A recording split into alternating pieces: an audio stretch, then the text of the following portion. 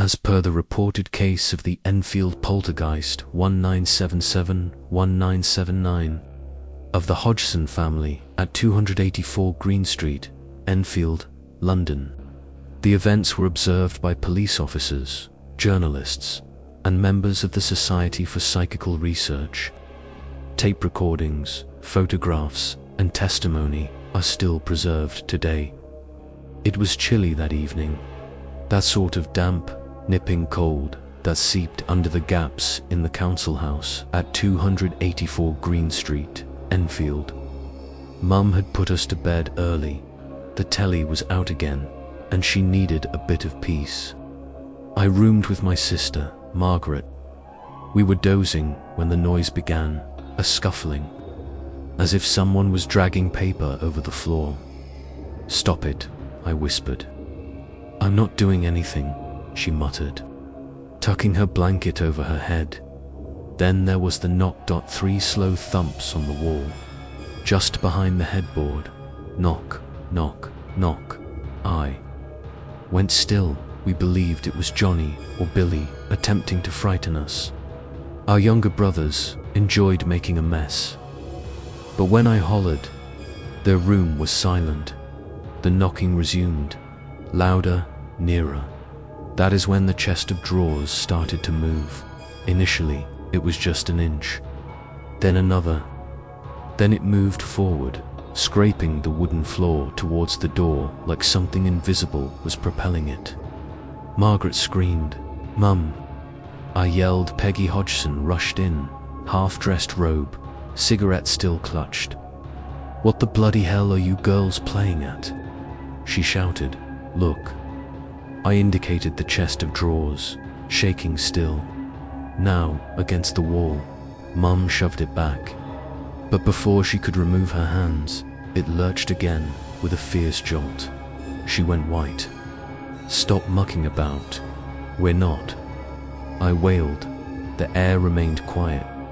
And then all the sounds in the room appeared to be swallowed up. The sound of the wind outside, the sound of the clock ticking, even our own breathing. There was something in that silence. Something listening.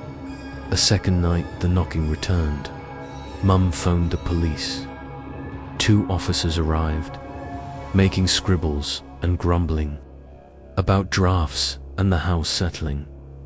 But when one of them noticed a chair walk across the floor by itself, she threw down her notebook. "I saw that," she breathed. "It moved." It was documented in her report. Later, reporters arrived. Then ghost hunters, Maurice Grosse and Guy Lyon Playfair. They had tape recorders, cameras, and all kinds of goofy gadgets. They claimed to be from the Society for Psychical Research. They interrogated me. "Janet, do you hear the knocking when you're by yourself?" "Yes." "Do you ever sense someone close to you?" All the time, the activity worsened. Toys soared around the room. Lego bricks rained down on the investigators. Curtains knotted. Then the voice arrived. It began as a whisper, husky and parched, like one speaking through gravel. At night, it issued from my throat. But it was not me. "Who are you?" Maurice asked the voice one night. The thing within me snarled. "I'm Bill, just Bill. I lived here before." "You?" My mum turned white. They later found out there had actually been a man called Bill Wilkins who'd died in that same house, a stroke in the armchair in the living room. I recall the voice laughing when they found that out. "You're all gonna die here," it rasped. And my body trembled so violently I thought my bones would break. Days blurred into weeks. I'd wake up in different rooms, once even on the roof. Mum said she heard me barking like a dog. Sometimes I'd find furniture stacked in impossible piles. Crosses twisted. Cold spots that turned your breath to mist. The men kept recording, hundreds of hours. You can still hear the tapes. my voice, but not mine. Deep, cracked, growling like a man decades older. I'd say I didn't recall, but the truth was, I did. I could sense him, Bill, at the back of my mind. Leaning into my thoughts, he enjoyed having people terrified.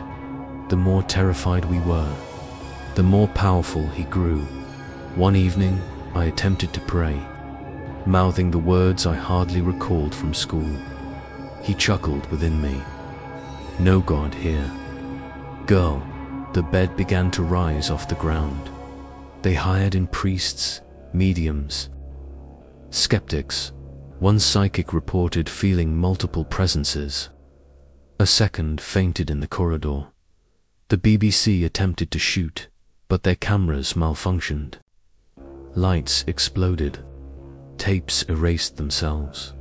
Maurice lingered longest. He claimed he'd recently lost his daughter, and that perhaps he knew what a restless spirit craved. He was nice to me. He said kiddo to me. He'd sit at the side of the bed when I couldn't sleep. Janet, he said one evening, do you want to get better? Yes, I whispered. Then tell him to leave. I can't. Why not? Because, I said, my voice shaking. He says he's already in. Maurice went white dot. By summer 78, it was intolerable. Things moved around all day. I'd hear feet walking behind me. Margaret began sleeping in Mum's room. The neighbors left for a time.